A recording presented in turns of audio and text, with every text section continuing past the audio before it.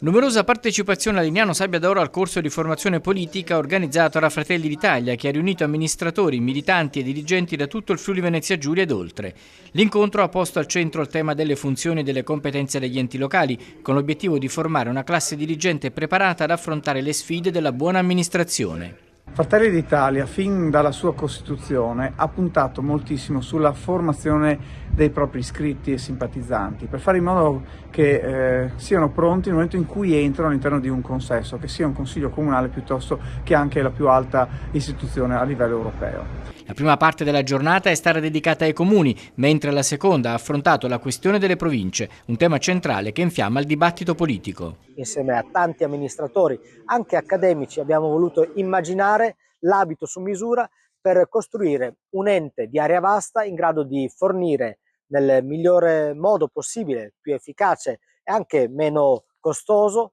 i migliori servizi per i nostri concittadini.